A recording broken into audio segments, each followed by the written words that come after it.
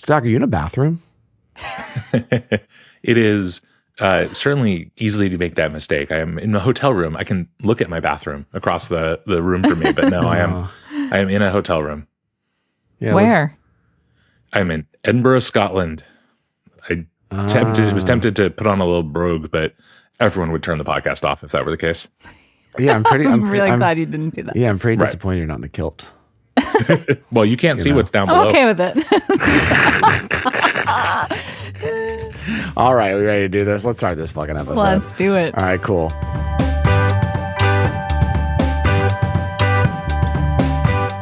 From VinePair's New York City headquarters, I'm Adam Teeter. And I'm Joanna Sciarrino.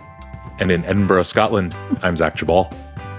This is the VinePair podcast. I don't know why I tried to do that, but I thought it would be a good one. I couldn't help myself. Oh, it's such a good, bad Scottish accent. Anyways, all right. The worst part about it for me right now on this trip is a lot of the people I'm meeting obviously are Scottish and have a Scottish accent. And I like fight myself not to try and respond similarly. It is hard to resist, even though I know it would be just terribly insulting and bad at it.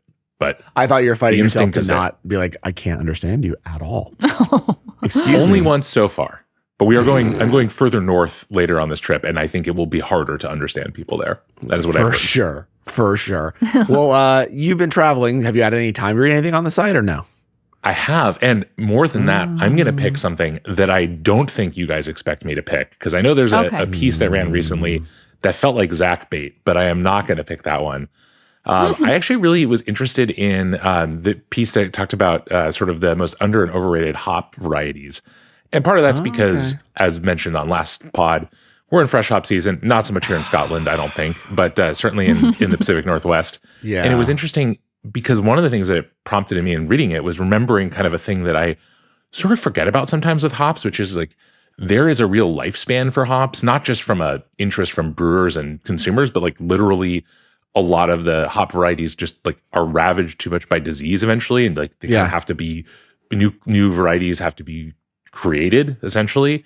Mm-hmm. And that is so weird because we think about how central the understanding of hops are to like the modern craft beer movement and all that. And yet I think about like, what would the world of wine be like if we're like, okay, well, Cabernet Sauvignon had its great 15-year run. Now we need to find a new, red grape. Like, yeah, I mean, maybe we should be, but that's another story. It just it's wild to me that is how beer works, and I have a lot of sympathy for the hop growers and the brewers who have to kind of deal with not just the vagaries of trendy hop varieties and what people want to drink, but also just even if you have a super popular variety, you've got 15, maybe 20 years of it, and then it's kind of gone. So yeah, enjoyed that piece. Enjoyed thinking about it. Cool, Joanna. I really liked the piece from Stephen Bradley that we published on blind tasting. That's the one I liked too. Oh, good. I'm glad because I commissioned it and edited it. It's good. It's really good. Yeah, I liked it. Yeah. I thought that was a great piece, just kind of diving into, the Super Vino brothers and Marie Cheslick and Koki and Looper Som and, why it seems like over the past 5 years or so that these like influencers or somms or whoever on social media specifically have cultivated these followings of normies, as he says, who love to watch them blind taste wine. Obviously, we have Bottle Battle at VinePair. It doesn't quite have the virality that like the Super Vino brothers do, but what, Bottle Battle? Yeah, Bottle Battle. I mean, I think there's a reason why. And I think he talks about this in the piece, which is that like when you watch Bottle Battle, you have actual somms who are blind tasting. So they're going through all of the steps to blind taste in the same way that they would go for their advanced, their masters, et cetera. Yeah. And they're like, they really are trying to get it right and are very upset when they get it wrong. Yeah. Whereas with the Super Vino brothers and even sometimes with Koki, when they get it wrong, it's kind of even funnier and they kind of don't care. And like, well, it's still good wine. I like it. And it's like, I kind of make it akin to, there's another trend that's really big on TikTok and like Reels where have you seen where it's like, there's a box that's been set up with straws coming out of the box, and you as the viewer can watch someone be like, Coke, Sprite, right? And they're like drinking these things out of straws. It's the gamification of it. Right. Yeah, so that's why I think people like watching this, because it's hilarious to them, even though they don't know what these wines taste like that these guys or gals are drinking. They may or may not be that interested in it. It's like the only thing that I take issue with in the piece is that there are some people who are like, this is getting the next generation into wine. I actually don't buy that. Right. Like, I don't think that people watching these videos about people blind tasting and therefore being human is getting them to then want to go drink wine. I don't think it's converting necessarily, but I do think that it is garnering interest in wine that maybe these people would never have had in the first place. Sure, but I also think the way that it's garnering interest in wine is that, what serious people who are into wine do is they guess wine blind, which I don't know if that fully helps wine. Yeah. Like, I'm not sure how this makes, I think it's successful because of the gamification and because there are other things that are being gamified like this, right? The whole not knowing what you're tasting kind of thing is big right now on TikTok and Reels. People like watching that kind of stuff. Yep. But do I wanted think to tell you that guys, converts? No. Yeah. So I meant to send you guys a photo of this and totally spaced it, and now I'm remembering it because of this. So I was in Costco recently when I was back in Seattle, and there was a thing for sale at Costco, like front and center when you walk in the store, which is like 24 half bottles of like mystery wines. It's like a mystery wine tasting kit, I guess. Yeah. And I don't really know exactly what like all of, I didn't look at it that hard. I don't know exactly what everything was and kind of what the, it wasn't that expensive. So I don't know like what the quality level exactly was. But I was wondering, in reading that piece and thinking about it, I hear you on the one hand, Adam, that like maybe it's still presenting a sort of image of wine that's like, sort of experience and expertise driven. And if you don't have that, maybe you're not welcome. But I do wonder if there are people who are seeing some of these influencers and just people on social doing these things and saying like, I want to get my friends together and blind taste. I mean, I don't know how it was for the two of you, but like that was the thing that I did with my friends when I was in my 20s occasionally. And, I was more serious about wine than most people I knew at my age, but there was interest not from a like studying for an exam perspective or whatever, but just to like try something unfamiliar, brown bag a bottle or a few bottles and just like see what people think. Or like, everyone brings a Sauvignon Blanc and you figure out which one you like best or something like that. And I do think there's a way that kind of pathway into wine or to accelerate people's interest in wine does seem still like a thing that could work and is at least more, even if it's maybe the same thing in a different clothes, the same way that, maybe we all did it when we were in our 20s. There is still something I think about seeing people have fun with wine in this way, to then encourage people to consider having fun with wine themselves at home. Yeah. No, I think it's about fun. I think it's like, it seems fun. Because all of the people who are referenced in the piece and who he speaks with are like, this is very much about like, they're all fun. None of them are very serious videos. No. So I think that at the very least, it makes wine seem fun. And I won't say the A word, but I think wine could use that, being more fun to people. Yeah. I guess I sort of debate whether or not I think it makes wine seem more fun. I think it makes wine seem interesting. I think it's fun to watch people get things wrong and be jokey about that it. Part. But I don't know if like it makes me want to get together with a bunch of my friends and do this. Again, clearly some Costco thinks it might, but I think wine could do much more of just like, it's fun to drink, as what we talked about, fun to drink this on all these different occasions. So I guess what I'm saying is I'm playing devil's advocate here. Like, I wouldn't jump to conclusions that because this is what's working on TikTok and Instagram, this should be like what every sort of like wine company thinks is the future and how they're going to get Gen Z into wine. Because I think it's successful on TikTok and Instagram because this type of thing is successful in other areas of food and beverage, of just watching people try to taste things and guess. But like, think about if you're a tasting room, like maybe you consider having like a mystery pour as part of your flight or something like that. I think that works. Look, like La Compagnie has done that forever. The mystery bottle, they do one every night. They brought it from Paris. It's very successful in New York. Like, people love doing it. But the people that it normally is attracted have been winos. Yeah. So we'll see. I'm curious about this Costco thing. I think we should get it and do it. So go get it. Okay. I will work on that for you guys. Yeah. We'll drink all 24 bottles on an episode. Do it. Do it. That'll be Or fun. however many. I may be misremembering how many there are, but there were a lot. I was surprised. It is Costco after all. So the one that I read that I really liked this week is Jake Emmons' piece on basically the hotel bar becoming the bar hotel, and basically that a bunch of bar groups have gotten into actually opening hotels.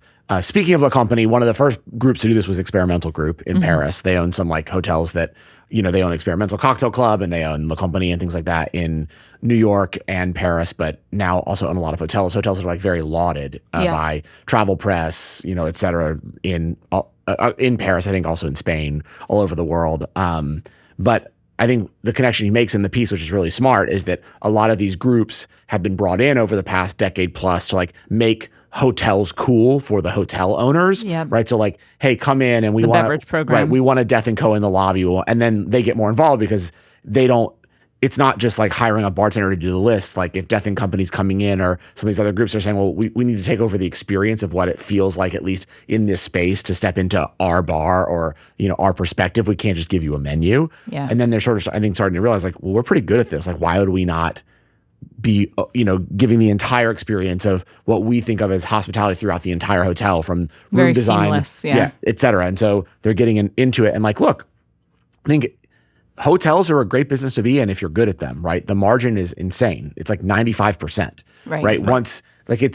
Once you get your hard costs of like the bed, the linens, et cetera, like there's not a lot more to cover besides staffing, labor. So there's a major margin you can make there, especially when the prices can be massively inflated due to whatever's going on in the town, what demand looks like, et cetera. So like it's a great business if you're good at it. And if you're good at it and you're a place that's cool and people want to be at, you can charge more, right? Just for having this feeling of being cool. So I get why they're all doing it. I think that was an important part of the piece too, because this idea that while like bar and restaurant and hotels kind of all can go together under the hospitality umbrella, like they are very different. And so they do need to partner with people who actually know the hotel business for that side of things. So. Yeah.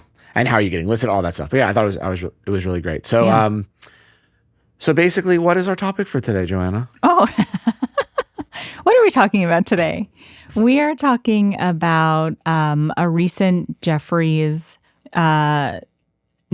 analysis that came out that said that what is it? Nobody's drinking alcohol right now, but this is a cyclical thing, and it's directly as a result of the economy. Yeah, and it's because it's so expensive and it's discretionary, right? It's like the number one discretionary spending thing for people. But once the economy gets better, that people will once again spend their money on alcohol. Yep. So we wanted to talk about if alcohol really is a discretionary product. Recession-proof. I mean, I think that there are parts of alcohol that are and parts of alcohol that aren't. I think that on the low end of alcohol, right? So we have seen traditionally that there are some recession-proof areas, right? So, people, what we normally say is that in most of alcohol, people trade down during recessions. During a recession, yeah. Now, like, is this going to be completely different where people won't drink at all? I don't fully believe that. I think the trends will show but that will mean that the overall amount of money in the market of alcohol consumption will go down. Yeah. But people don't stop drinking. They might just go from, like, let's say Tanqueray to Gordon's, right? So they're going to trade down, but when they do drink, but they still will drink gin every once in a while. Now, some people will then stick to that lower level alcohol, that more affordable alcohol in the future, because they're like, well, now like I'm used to it and I don't care. Yeah. And you have to work to get them to trade up again when the economy comes back. But look, I think people continue to drink. Also, recessions cause people to feel like they have a lot of anxiety and a lot of stress. And we know that consumption of alcohol is a stress reliever, but they do it more often at home than out, right? They're less likely to order like that drink with the food if they're treating themselves, if they're nervous about the economy. Mm-hmm. But like, I think that this is a key indicator as well, as we've seen alcohol continue to go down, that we probably are not in like the strongest economic position, and however long that's going to last for. Like, we've had all of these other leading indicators about this already in terms of like, what people are doing with home purchases and car, like all this stuff has sort of been leading us to already think that at least in the actual like main street of America, people don't feel awesome about like how much money they're making and where they are financially, even though we keep hearing about these massive returns on Wall Street and these companies going to the moon like Nvidia, et cetera. Like the majority of consumers and therefore, working adults aren't seeing the benefit of any of that, right? It's a very small percentage of people that have money in these stocks and in the market, even though that's what gets reported as like the proof that the economy is crushing it. Right. So I do think that this probably has been something for a while now. And then also people are very conscious of how expensive everything's become. So that also causes people to drink less. And then the market kind of corrects in terms of people realize, well, if I want people to drink at my restaurant, I need to now lower my prices, which might mean, again, they bring in cheaper alcohol to make these cocktails in order to be able to meet the demand. And the only people we've seen time and again in a recession that are recession-proof, the only alcohols, and especially on the higher end, are the brands that have basically, saved up a cash reserve and can spend through it. Yes. So if you can spend through it and still be top of mind to the consumer, then on those occasions when these consumers feel splurgy, right? And everyone feels splurgy at different occasions. So that all adds up to enough revenue for you to keep going and potentially growing. You capture their dollars because you're top of mind. You're controlling all their mind share. Yeah. And there are very smart brands that have done this in every recession in the past or in every kind of economic downturn moment where they've spent through and then they come out of it a much stronger, much bigger brand that, is now sort of controlling that category. And so that remains to be seen. Every brand can't do it, right? And every brand won't do it because the instinct is obviously to cut. But the brands that do it usually come out very strong and like are usually the companies that continue to grow. Yeah, and you have to be able to. You have to have cash reserves. Often the companies that do it as well are companies that are big and private because they're not reporting returns, so they don't have to show as much. Whereas you'll see a lot of the public alcohol companies, they cut because that's what the street expects them to do, and they're being judged on their stock price as well. So like, a Brown-Forman or a Diageo, or like they have to cut because their investors expect them to, whereas the private alcohol companies don't. Bacardi doesn't have to, et cetera, because they're private, so no one knows. So they can spend and no one can like judge them. So it's interesting. It's like, it's again, that sort of like decision of like private, public, like what are you doing? How are you operating in the markets? And since so many of these companies now can get everything they need from the private markets, right? They don't have to go public anymore. Like they used to historically, they can sort of get away with it and spend through a recession. But like, I think I don't buy the Jeffries claim that like people stop drinking in recessions. I don't think that's correct. I think that it's just down. Yes. I think that they trade down, but I think people don't sober up to save money. I think that they make changes to save money, but like people still wipe their ass. They just might go from Charmin to Scott. Like if you got to go to the back, like, but that's what they, you know what I'm saying? I get it. You know what I'm saying? It's just a good one. You like that. Joanna looked appalled. We're going to clip that one for sure. I mean, that's good. That's good. It is good. I get it. That's the thing. People don't stop. They just trade down. I mean, I remember. This is different. This is very different. Everyone shits. I mean, I get it. You got to poop.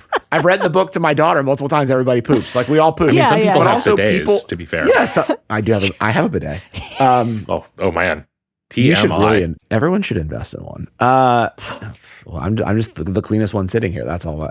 Anyways, but I mean, I will say you have to remember, like if people have sort of patterns, they like having a drink at the end of the day, or they like having cocktails on a Friday, or a glass of wine. They don't generally change those patterns. Yeah. To do less of it, unless there's like a health related thing, et cetera. Right. I think we're in a different moment right now. I'm curious to hear what Zach says. Adam just spoke for 45 minutes straight. Shut the fuck up. The episode is over. Right. What do you think, Joanna? Well, no, I agree. I mostly agree with you, but I do think that there are other considerations at this very moment that are potentially affecting. What are those idea. considerations? Well, it's a lot of the health studies that have come out, right? That and this whole idea that the next generation of legal drinking age consumers say they don't drink as much. Say they don't socialize as much. They're not They having don't sex, go we out know to that. bars as much. They prioritize their mental health and their well-being and their physical health more than certainly I did, maybe at 21 years old.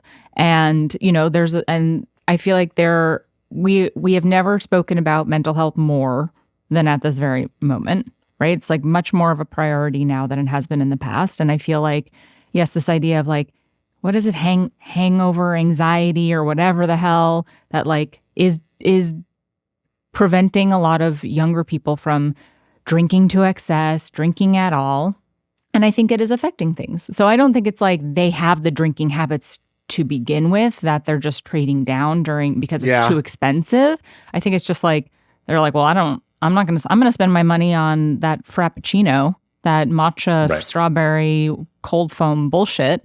I'm going to spend $10 on that, and I'm not going to go out to the bars tonight. Yeah, but I think you will see a rebound of that too in two ways. One, I do think that you're going to see, maybe not next year, but there will be more and more of this younger generation that is of age that will drink, because I do think socializing, finding there will become more of a desire to do that as they get older. Yeah. And secondly, I do also think that the generation coming behind them is going to be very different, because we have much stronger guardrails against the social media that I think has caused a lot of this current generation 100% to be this agree way. with you. Yep. And you know what's bad for your health? Loneliness. Yeah, it's horrible for your health. Yeah. and that's why you hear a lot of psychologists saying like the two things we need right now are people to be drinking and having sex. Because they need to be socializing. Because they need to be socializing. Yes, I'm not just saying we should all just go out and have random sex drunk. Adam. I'm saying I'm just saying it is interesting if you look at the data that the two things that are on the decline are sales of condoms, lube, and alcohol. But where they're on the upswing is in 65 plus. Get it, boomers. Sick. Yeah, I mean, whatever, man. If you're at the Villages and you're bored, it just is what they're doing, you know? But they're having a good time. Dude, they are the love generation. They've had a great time since the 60s. They just fucking partied there. Yeah. This is our parents' generation. Thanks, boomers. So cool conversation. Yeah, it's great. Keep going. But I think, it has to happen in some way that the socialization, like they get off the phones. Yeah. And we've had now enough data where parents, us, and others are recognizing it for their kids, and there's tons of guardrails for kids I know who are now 10, 11, 12, right? So that generation is coming, and I think will be and behave much differently. Yeah. I mean, again, you read all the studies, like people 10 years ago were like, oh my God, my kid's good at the phone?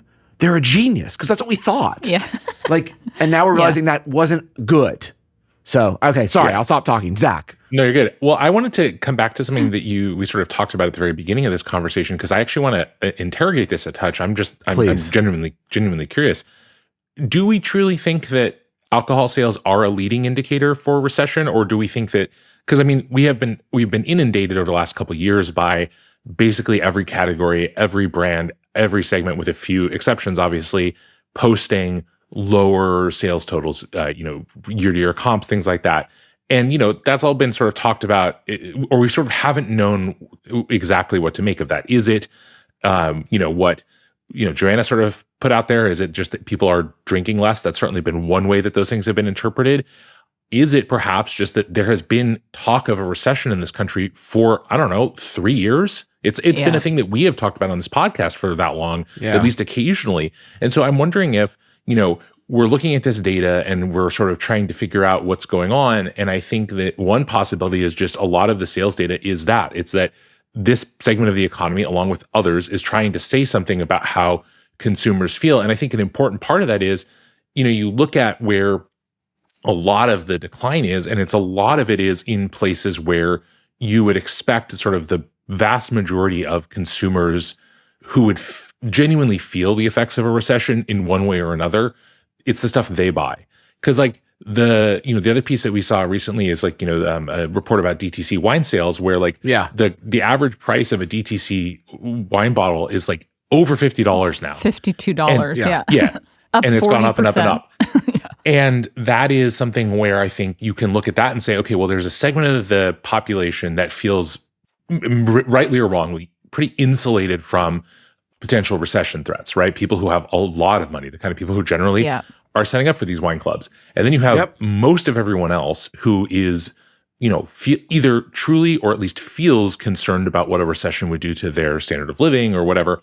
And I think those are the people who you might see, even if it's not super purposefully taking that step back, right? They're not maybe going out to drink as much, or they're ordering something less expensive when they're out. They're maybe buying a cheaper bottle of wine or spirit or whatever to have at home. And that may just, I sort of suspect that this has been going on for a few years now because it has been a looming threat that we just sort of, I don't know, have quasi staved off. Because even then, I think that there's an argument that like in terms of people's actual spending power for most folks, if you're sort of not looking at the top level, like the top line stock market value and stuff like that, people are already feeling pinched. It's not, whether or not we're technically in a recession, I think a lot of people have been feeling for a few years now, like, I don't have as much money. I mean, inflation obviously was a huge part of the conversation in 2024, and it has not gone away. Like maybe it isn't increasing, but like prices of everything are more expensive. And I think, wages have generally not kept up with that. So I think we may just be seeing a sort of slow moving recession that's already on us, as opposed to a faster moving one where people like more consciously say like, oh shit, I have to, this trip to the grocery store. Budget. Yeah. I think that's maybe what's happening. I think we're like really failing to connect the fact that there is this feeling of recession with the alcohol sales. And I think when people hear this claim that alcohol is recession proof, and you hear it always in the industry, they think that always applies to them. Like, oh, then I'm recession proof, like my wine or my whatever. And like, I think what Zach is pointing out is a very smart point, which is like, well, at the very high end, I think those wines are, because there's a lot of people that have lots of money, right? We also have more millionaires and billionaires than we've ever had. Yeah. Right? And we're also having this conversation at the same time as like the premiumization conversation too. And so like we're ignoring that. So then we're looking for all of the other reasons why people are drinking less, besides the one that could be staring us right in the face, which is just money. Yeah. Right. Money. It's that, it's this move to health. It's whatever. And I do think with money, the other thing we're not looking at is the impact of social media when it comes to money. And what I mean by that is there's been a lot of articles written over the past like few weeks. There was a really big one in New York Magazine that was like, how is everyone in Italy this summer? Yeah. Okay. And basically what they're saying is like, there was a lot of posting of people who did these crazy trips in Italy, and how when all of us feel poor, can all these people afford these trips to Italy? Yeah. And my theory is they can't. A lot of this is credit. There's a lot of this is going to be credit card debt, et cetera. But that to go and post in Italy or Spain or Portugal or Napa, not Napa because they're not going to drink, right? Somewhere like that feels really cool and on trend is more important right now than also buying a glass of, Patron or Don Julio or some other like high-end tequila that they will trade down on in order to trade off spending on something that they can post online and say, I was here too, right? So going out to the restaurant and getting the one dish, say you were there too, so get the caviar bump at Cocodoc is more important than then also getting the bottle of champagne, right? I think we're not paying attention as much to like the trade-offs people are making when they also feel cash strapped. And so what they're going to make is the trade-offs that they can then do publicly, right? That they can show publicly. And like, potentially posting a really expensive bottle of wine doesn't appeal to that many people if they don't know what that bottle of wine is. But going and spending $1,000, which we're talking to a colleague yesterday, on Lady Gaga tickets matters because they want to say they were a Gaga. Because they're a little, what'd you call it? A little monster? They're monsters. They're right? monsters like that. The monsters? They're monsters. Yeah, well, think about having more. That's a good point. Think of how much more content you get out of a concert than you do out of a bottle of wine. Yeah. Oh, yeah, for sure. And so all of that is, we have not gone through a recession since 2008, right? And in 2008, social media was very new. Very different, yeah. It was baby social media. We had Facebook. We were like poking our friends and shit. Like it wasn't it wasn't this yet. Yeah. So this is the first time that like people are feeling really economically insecure and there's social media. And so there's this pressure to still project that you are very secure. Yep. So you're making trade-offs with your cash.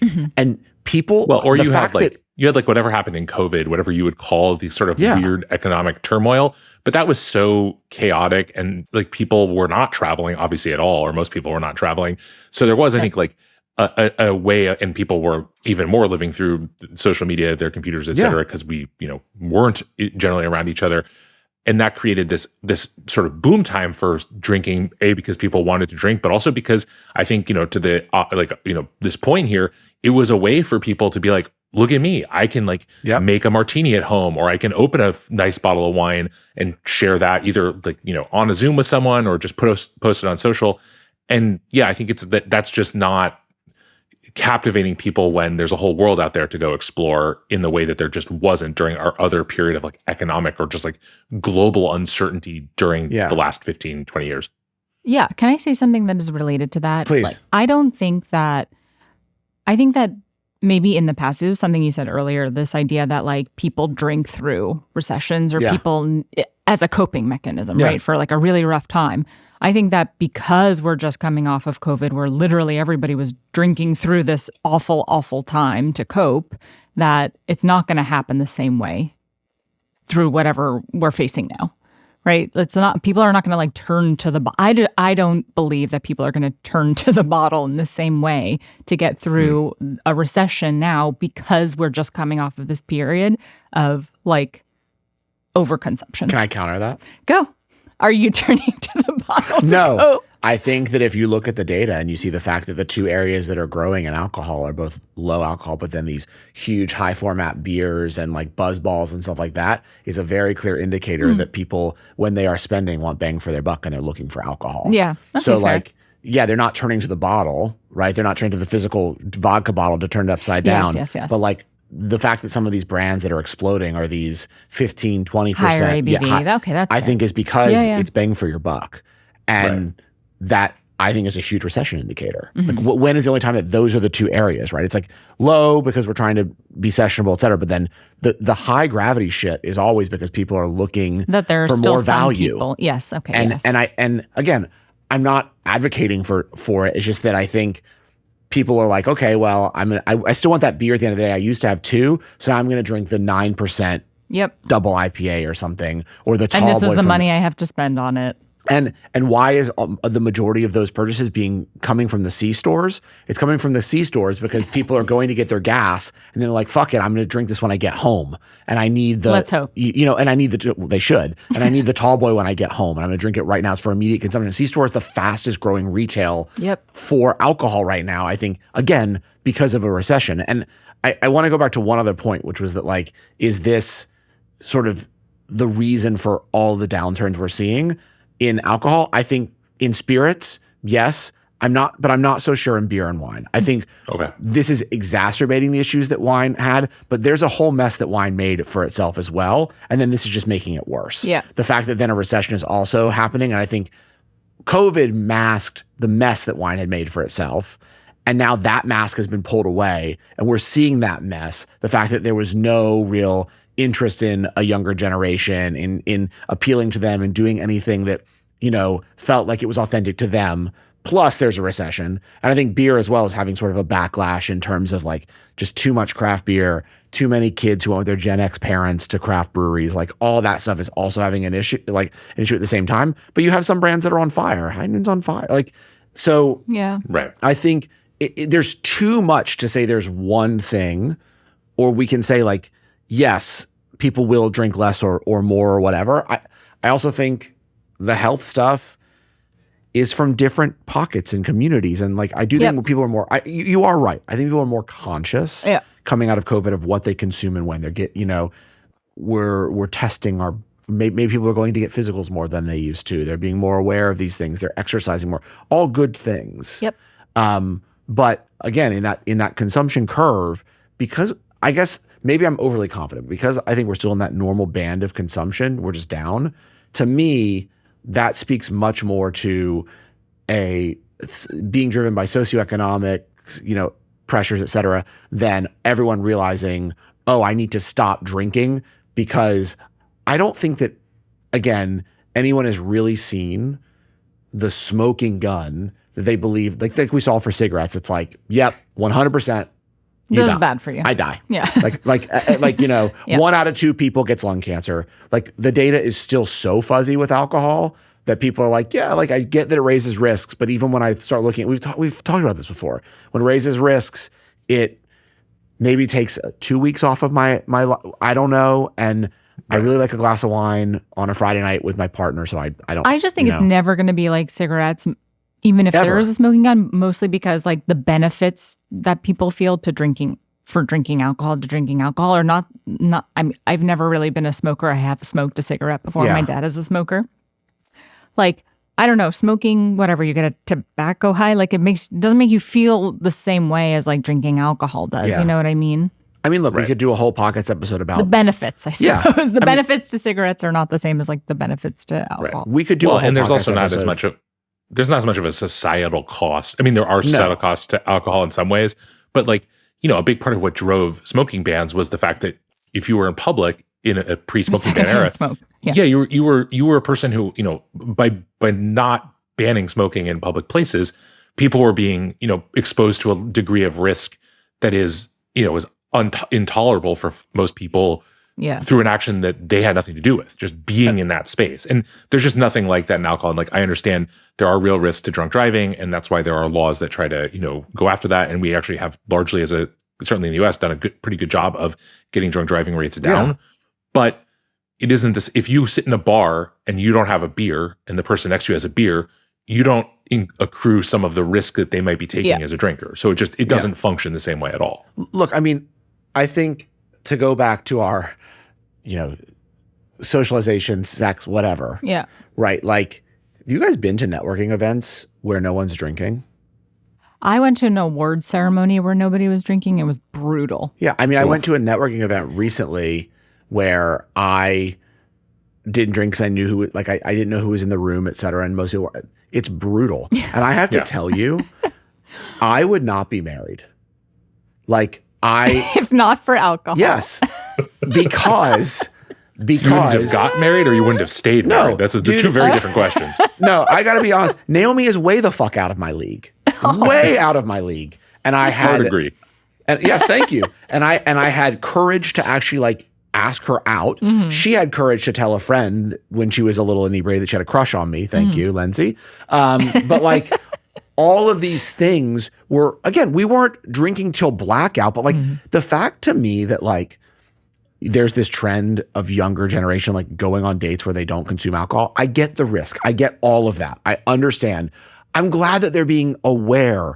But at some point, please go on a date with this person if you like them, because you're going to see another side of them, because they're going to be more open and honest. They just are.